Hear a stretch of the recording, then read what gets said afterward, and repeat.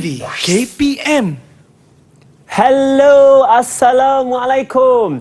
I'm sure you're all excited and going to be ready to be immersed in the world of knowledge. Are you excited? Are you enthusiastic to learn the tips and tricks on answering SPM questions?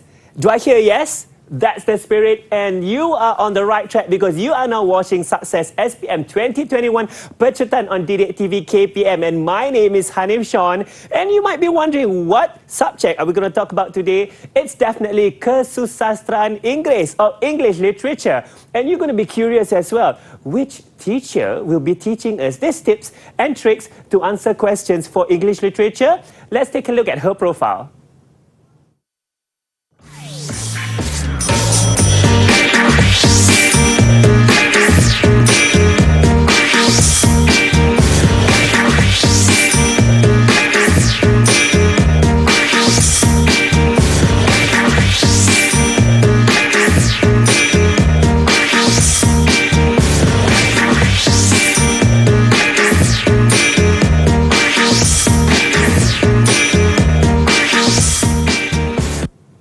Yes, you have seen it. Her name is Puan Asimah from SMK Asunta. Hi, Madam Asimah. How are you today? I'm all right. Really good today. You're really good and excited. And I've been informed that you have this nice brand name and I should call you Puan A. Puan A. Oh, that is fantastic. Right. And Puan A, I'm sure you have a lot to share with our pupils at home. Shall we start our lesson? All right. Shall we? Let's go. Okay.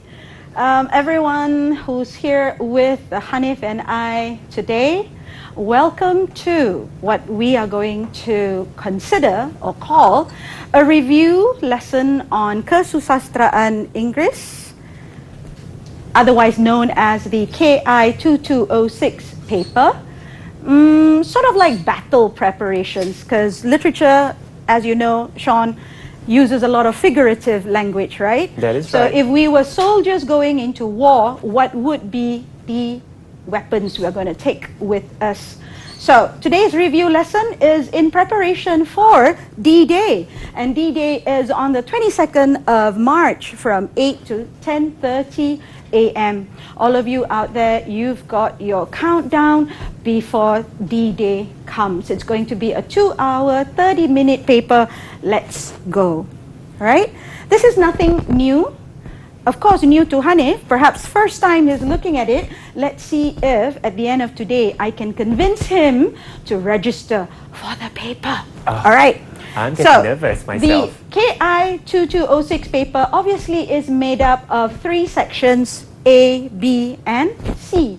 So candidates out there, you would already know where to place yourselves. The exam paper begins with section A, prose.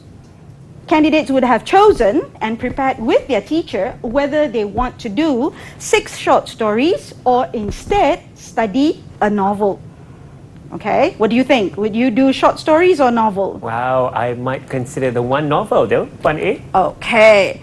Then after that, in section B, you've got 1 drama to answer. And then in poetry, as you can see, these are the 10 titles.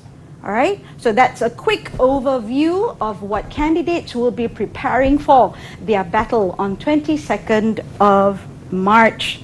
Whether to do the 6 short stories, whether to do The Lost King or The Clay Marble, whether to do Flowers for Algernon, Merchant of Venice, or Hope Springs. All right, I'm sure candidates are going to smile when they see, because these are all the titles that they have prepared for. Okay, now we're going to look at the next slide here, and this is perhaps my first takeaway for today's lesson. By all means, please remember time management. The candidates only have from 8 to 10:30, and that means you pretty much have less than 2 hours and 30 minutes. How much time shall we spend on each of these questions? All right, so section A and section B, prose and drama, what is similar between the two is the fact that they are both made up of 2 questions, 15 and 20. So we would like to suggest candidates out there, please ensure you take about 50 to 55 minutes each as you go through prose, and as you go through, drama. And then when you get to section C, as you can see here, it's 20 minutes each perhaps, because both questions, the question A and B, is valued at 15 marks each. Now, I know I've mentioned the syllabus, I know I've mentioned time management. Perhaps candidates out there are thinking, that's all I have to do. Just know my text and how much time I have. But perhaps the biggest reminder for today is to tell candidates out there, please do not forget your assessment objectives, all right? In the responses that you are going to write, all 6 that you are going to write in the 2 hours and 30 minutes, please remember that each of your 6 responses should incorporate these assessment objectives, all right?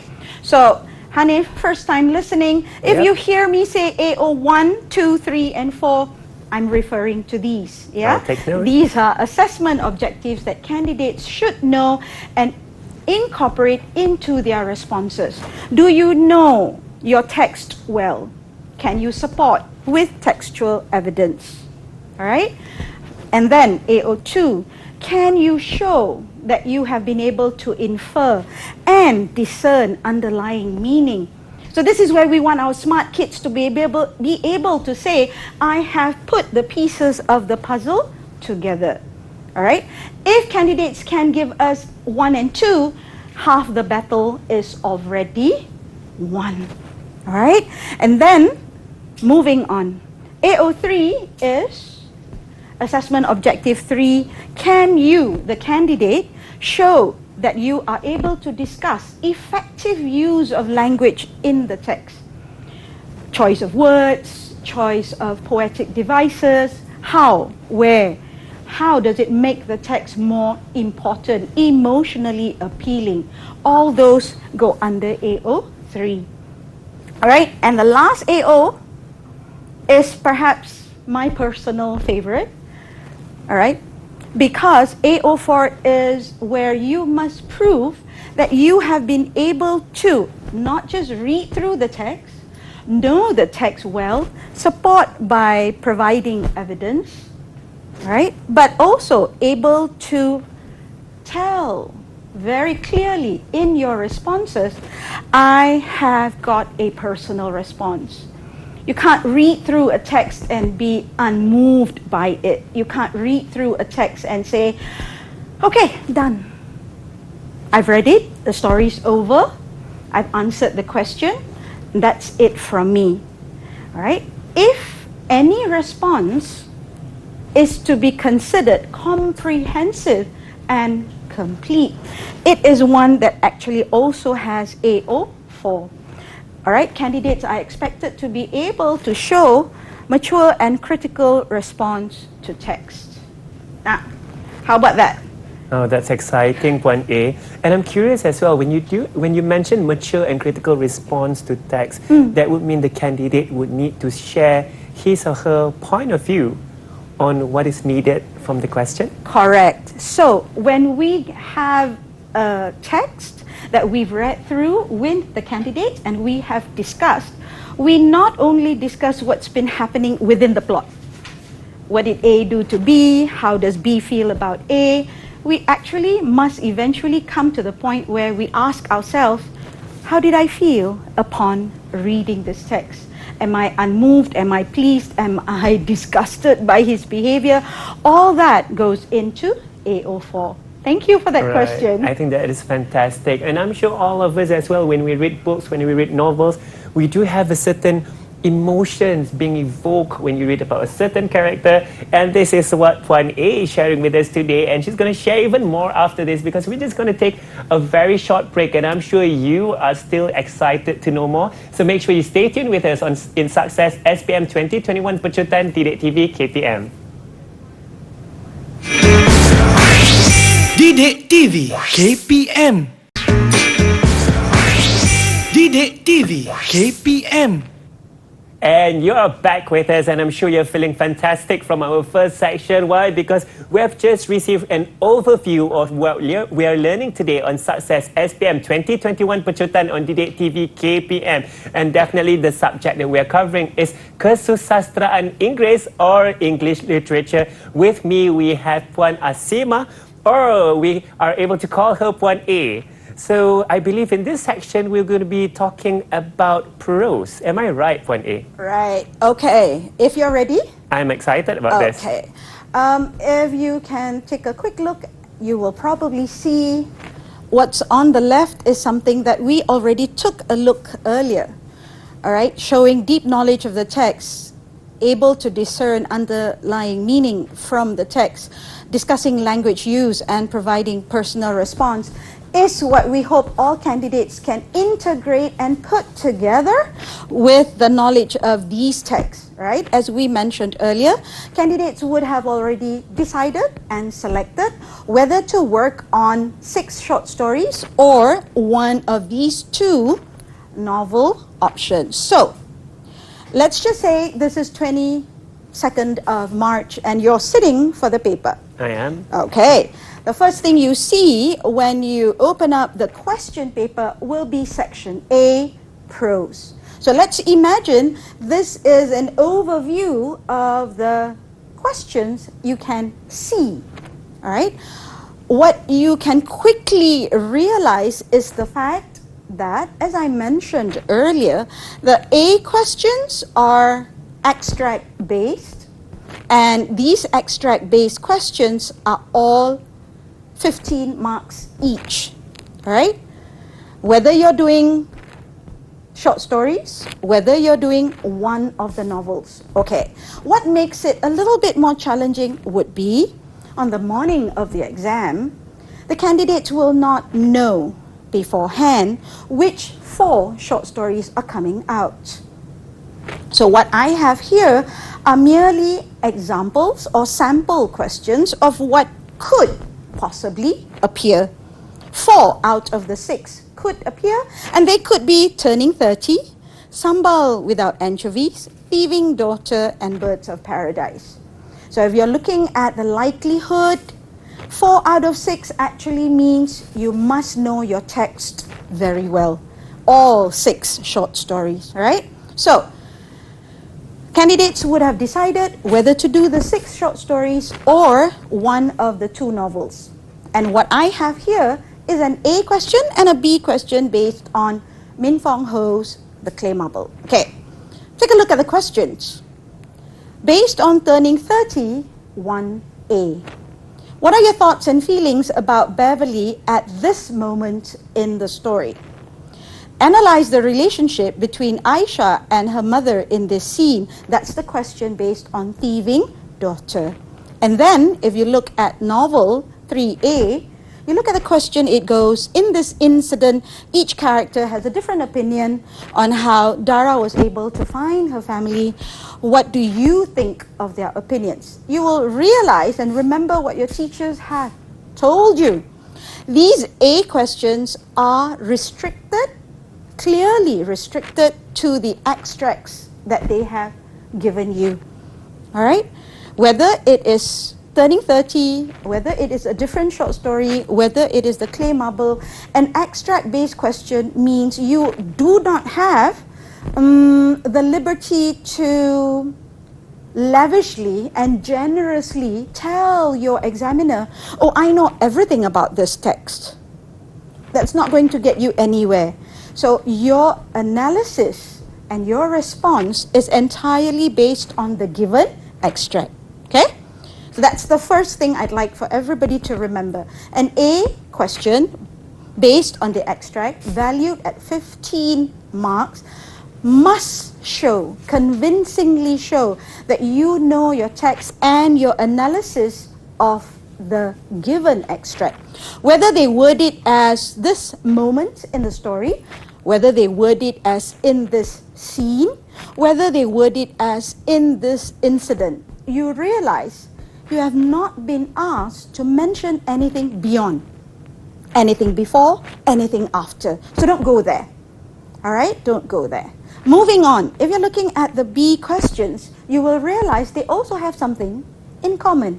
They are 20-mark questions, and they all are questions that are based on the main ideas, the main messages, and the themes found in the text. So for example, if you're looking at Sambal Without Anchovies by Chua Kok Yi, you've got there the dynamics of Hanif, if I'm not mistaken. That's the protagonist in this short story. Oh, that's interesting. Right. And Hanif is a young businessman who goes and butts heads with his father because he and his father have different ideas about what to do with the nasi lemak stall. So you've got their family relationships, you've got their love and support, you've got their communication. Those are all themes that teachers would have covered with their pupils. So look at the question. Explore the ways in which Chua Kok Yi makes the stall significant in the story Sambal Without Anchovies. For 20 marks, you not only need to know the text, you must also have a clear understanding of underlying meaning. You also must be able to show language in use. And then, what's your response? A mature and critical response, yeah? Not a response that says, because he's also Hanif. I'm also a Hanif. I'm very upset with the father. Nothing like that, please. All right, I just made a bad joke. Okay, let's take a look at the Birds of Paradise, okay? And then let's take a look at Clay Marble. Again, the questions are based on the themes found in the text. So now we know the difference, yeah? When you're looking at prose, A is extract based, and B is obviously themes and main ideas. Now, take a quick look at this extract that comes from our short story, Thieving Daughter. Right? Imagine that this is the extract that comes from the story, the short story, and the question that follows is, analyze the relationship between Aisha and her mother. All right? I made it a little bit bigger so that you can see, reading through, the first thing you do is put it into perspective. Where in this short story did it happen? This is at the beginning, where the mother's hoping for meaningful morning conversation at the breakfast table. But obviously she's disappointed because you see there she says in her mind, are you my daughter or simply a munching machine? Aisha doesn't seem very aware of what her mother feels. So if you were to get a question like this, I would be hoping candidates out there would remember the AOs. Yeah, remember the AOs, yeah? Yes, I the do. AOs and the question, how do we analyze the relationship between Aisha and her mother? So you would have to put there your textual evidence. You would have to put there the underlying meaning. It is not what it seems. It's not just breakfast one morning. All right? What she was expecting, they did not materialize. All right, Aisha did not fulfill those thoughts that she had. And when she says, my daughter is a thief, first she steals my beauty, now she robs me of my appetite. That's your AO3. Why did the author use these words, a thief who steals and robs? No mother would describe her own child like that, isn't it? Now, as Hanif asked earlier, how do we express our personal responses? I would tell candidates, put yourself in their shoes and then ask, do you feel pity? Do you feel anger? Do you feel, as I put here on this slide, the turmoil is relatable. As a teenager myself, you don't feel your mother understands you. Been there, done that, okay? Now, we have looked at an extract-based question. Now let's take a look at a B question. Okay? If I can tell Hanif a little bit about the clay marble, Right. It is one that centers on war, and there are these young children who are caught in the middle of all the conflict and chaos. That Right? sounds quite daunting. It is traumatizing to imagine that the main characters in this novel are pretty much 12 to about 17 youngsters, okay?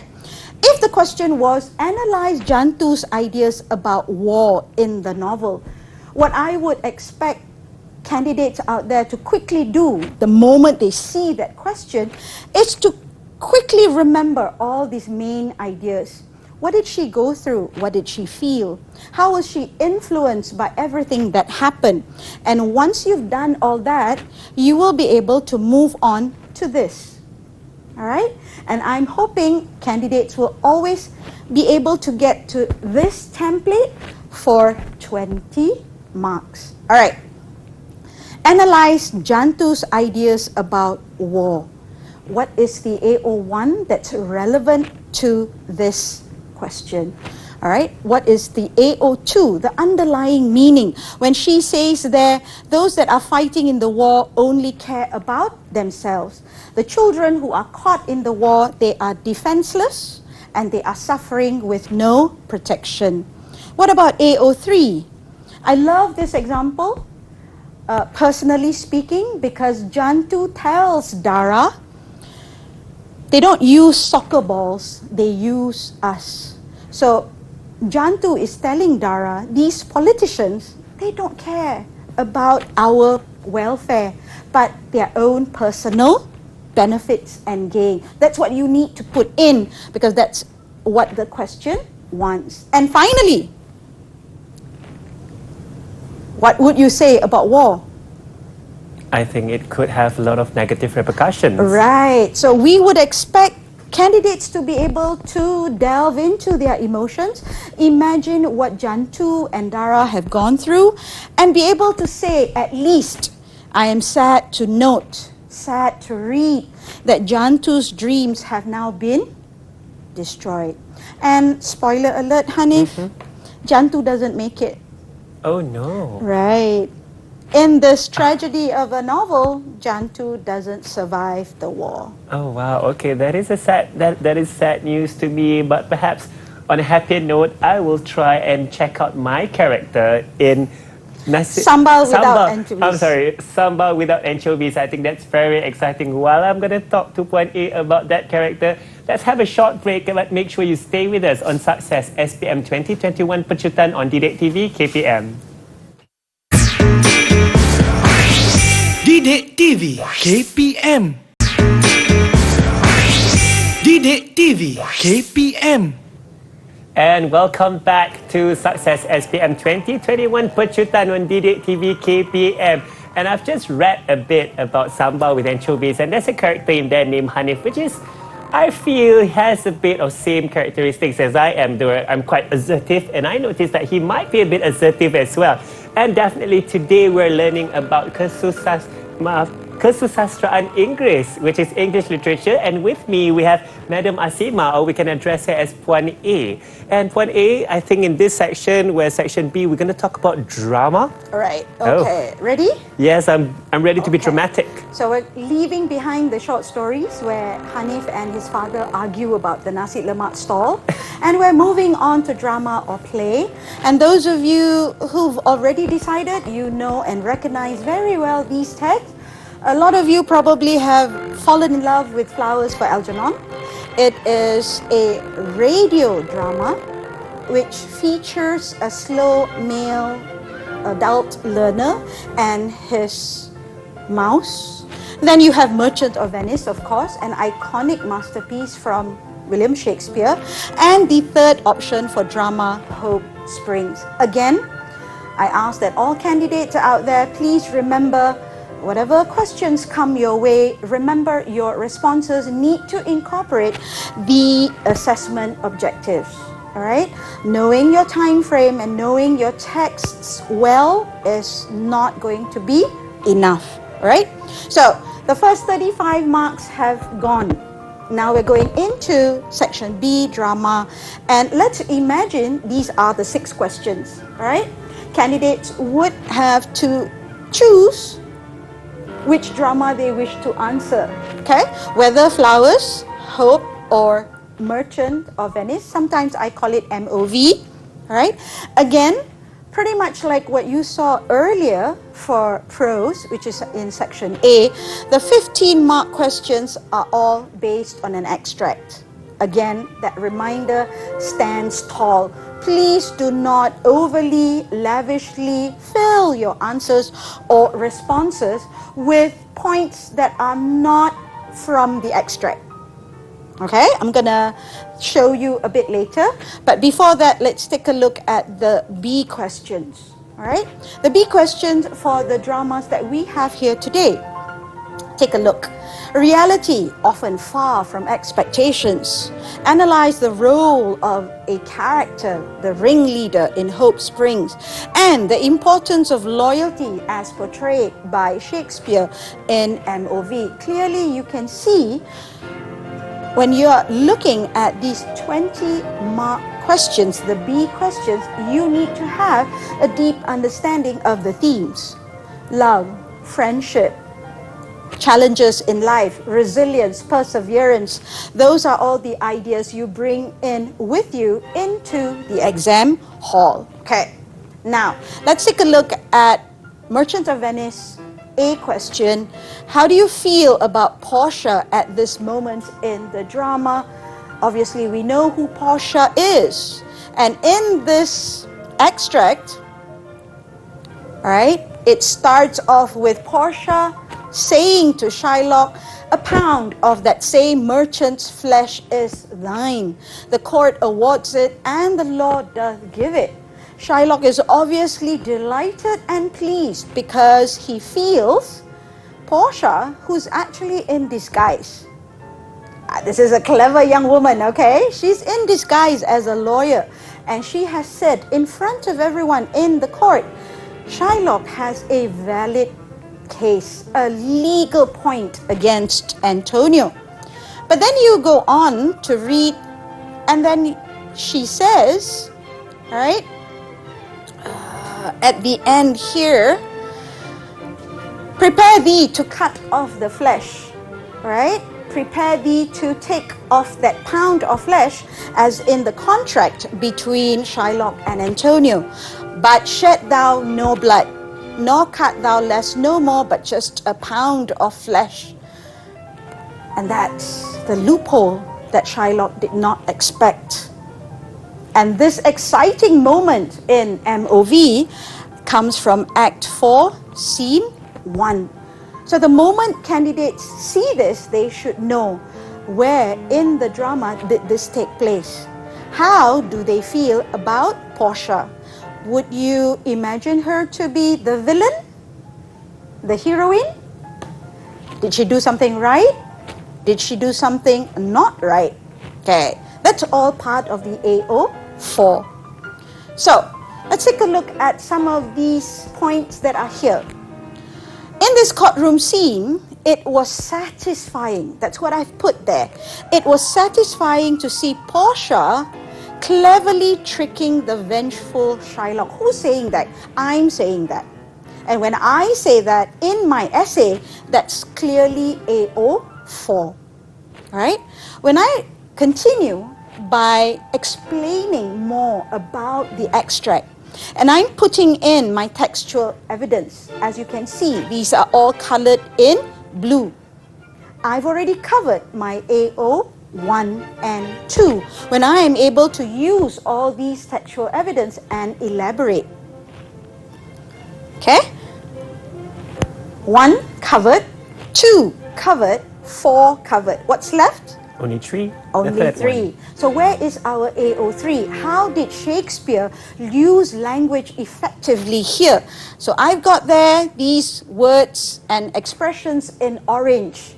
So I would like candidates to realize that length is not our priority.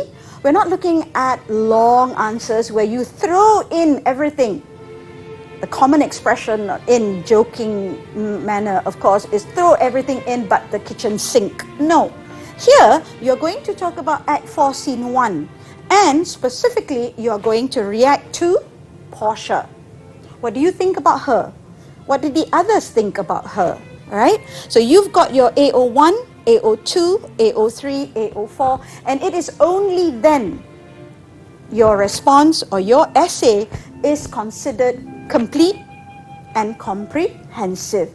I'm sure many will be able to relate the background of the play. That Antonio was there meeting Shylock only to assist his beloved friend Bassanio. But all that background information, is it relevant?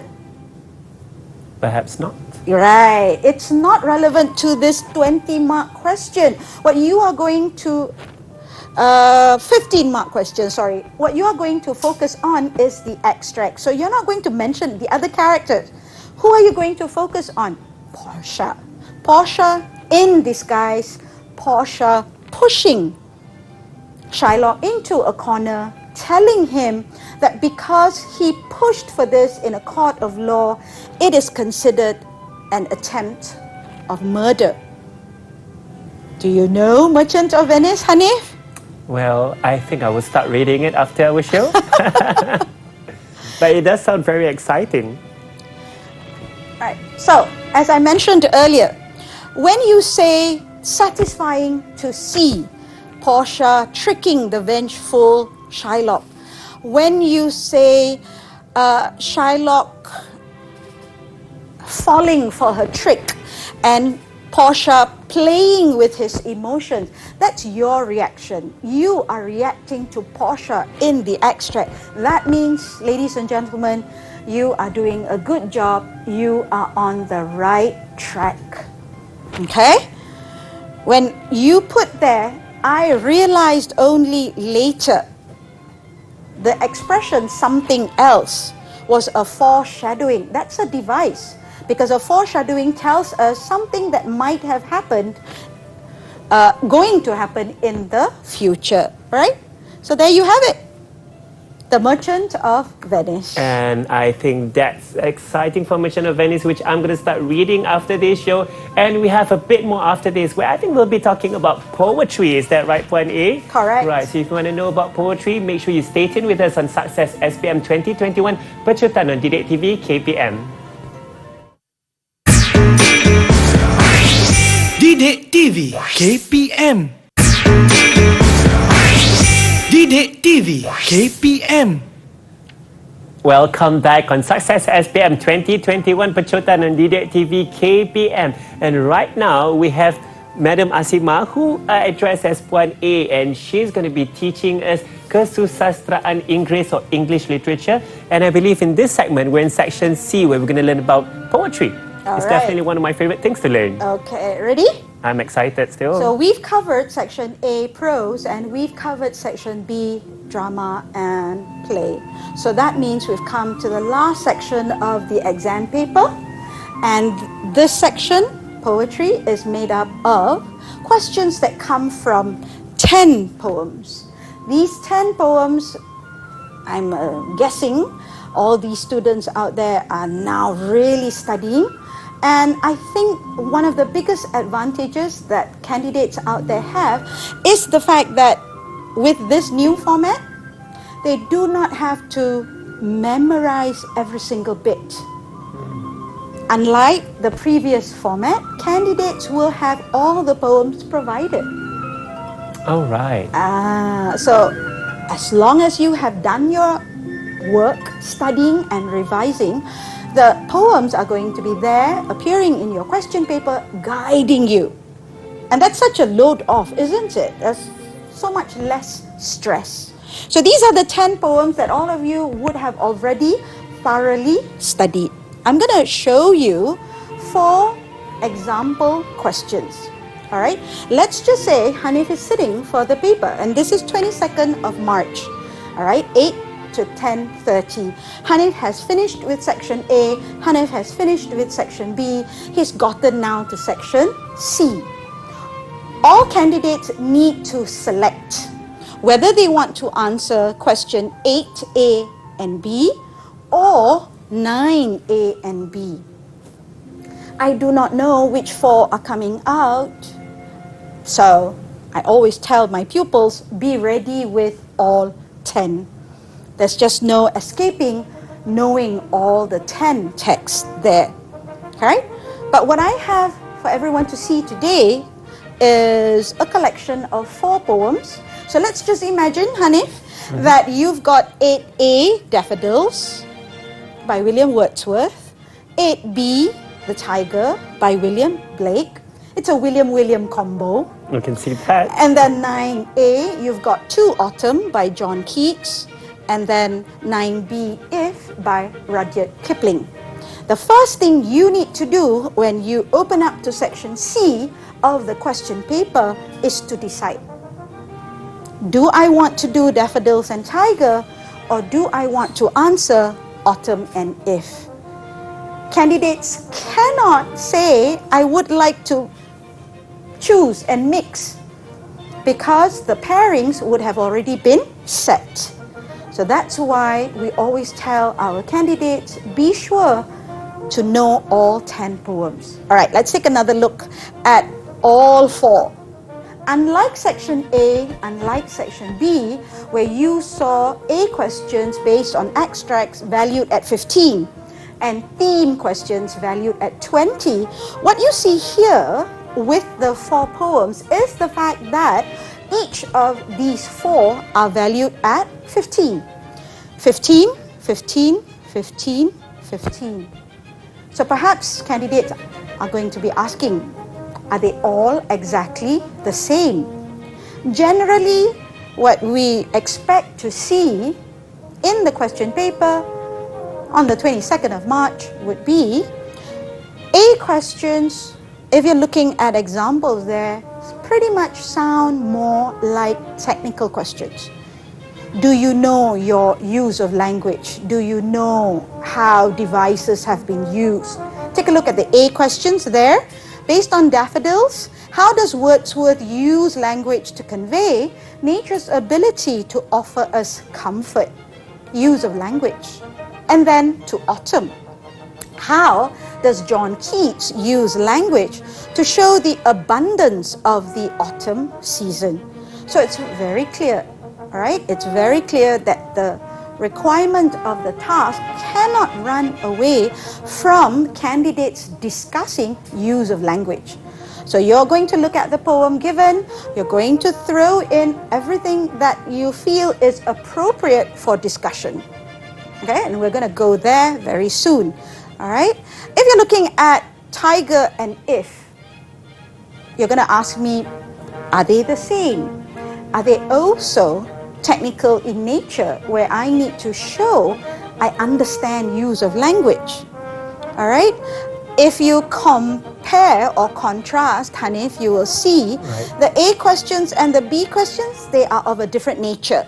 That is true. If you're looking at the tiger question, it says there the tiger is a creature of admirable beauty. Do you agree?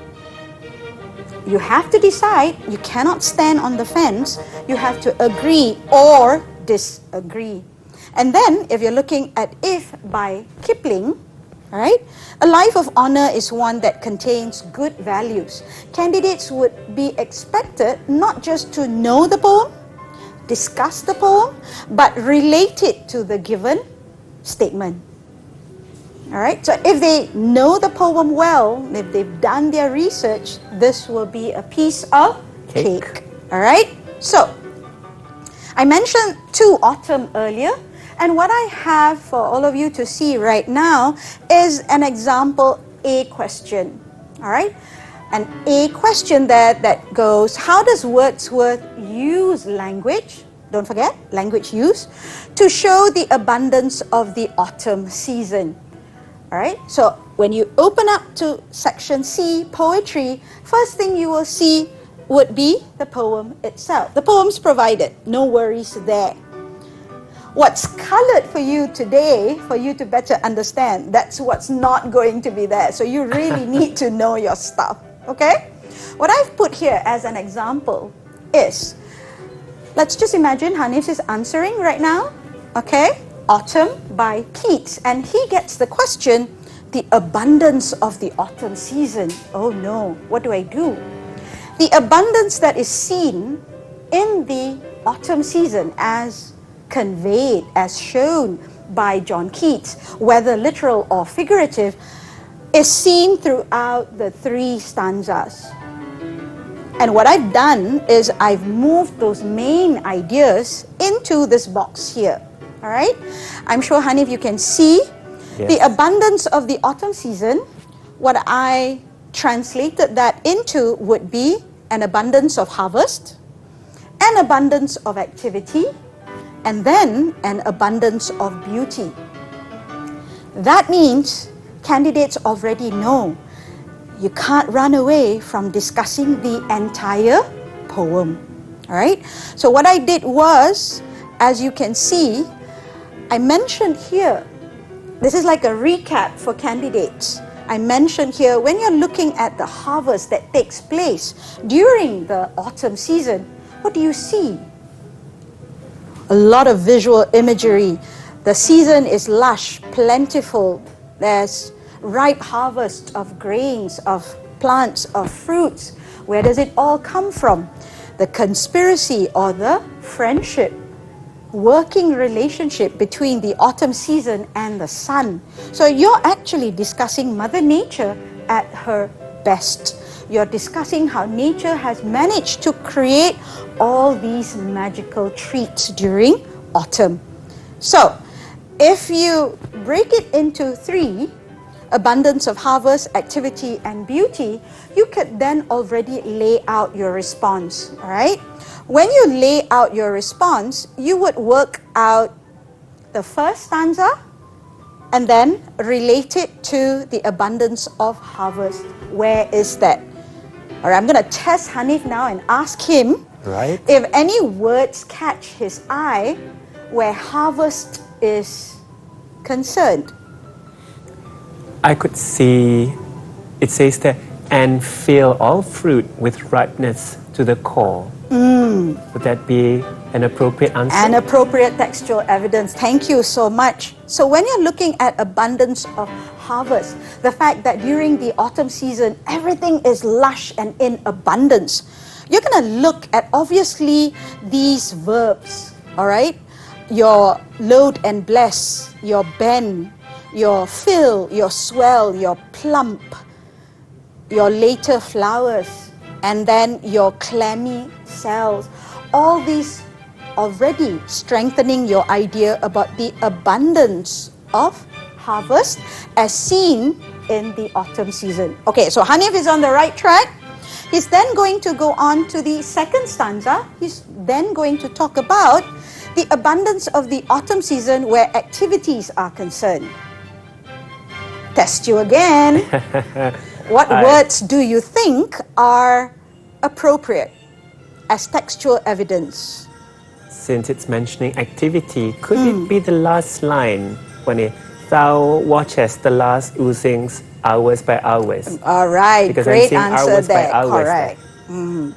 So when you have an abundance of activity, this is Keats conveying to his readers how autumn is a season that is filled with the hustle and bustle of human activity. All right, so you've got there the gleaners, you've got there the collectors, you've got there all sorts of harvesting going on the right track. Now we get to the last stanza, and this may be a little tricky. When we say the abundance of the autumn season, and I say autumn is filled with beauty, a lot of people out there, perhaps not students of the KI or Kesusasteraan Inggeris subject, they might not see the word beauty as deep as they should, and perhaps only look at physical beauty. But when we're looking at abundance of beauty in the autumn season, Keats is actually paying tribute to autumn by saying beauty is ever present in the autumn season. It lies in the richness of life that you can actually only hear and witness when the season comes around. Right? A lot of kids will ask, what do you mean, Cher? What do you mean by unique?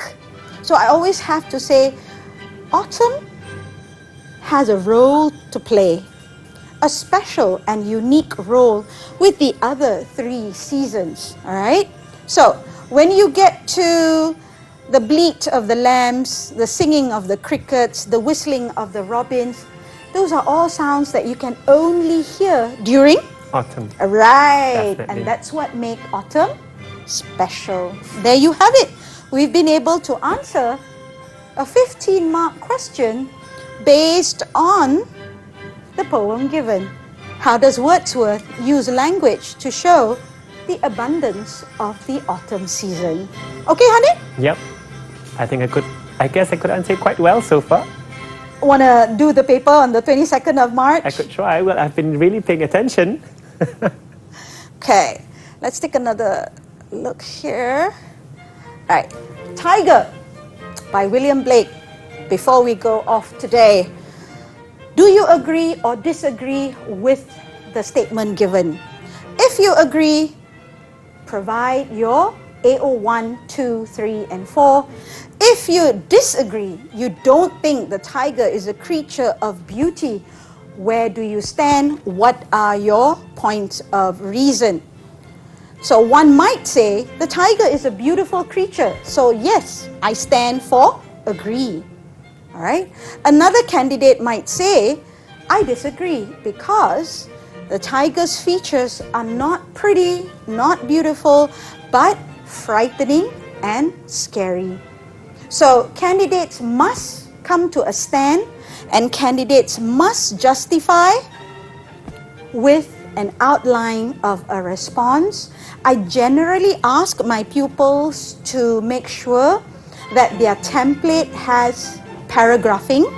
Please don't forget paragraphing, and put your answers that flow from one idea to the next, from one paragraph to the next. Are we okay? We're doing good. All right. Do you feel like you can answer this question? Well, I'm hoping so. I quite like the fact that I could choose to agree or disagree, but I do feel like I'm on the agreeable side there. Okay. I think tigers are beautiful animals. And therefore you say the tiger is indeed a creature of admirable beauty. All right, that's 15 marks there. Oh wow, that's amazing. And I think we learned a lot today. Puan A, I really appreciate how you have divided the questions and how you guided us through and made it look very easy.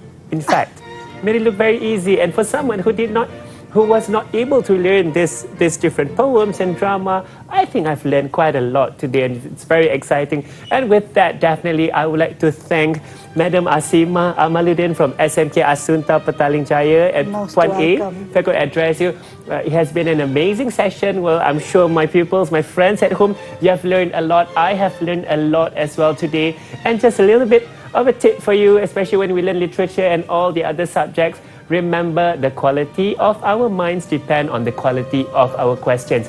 Always be inquisitive. Thank you so much for your attention today for Sukses SPM 2021 Pecutan Didik TV KPM. My name is Hanif Sean. Assalamualaikum and see you again.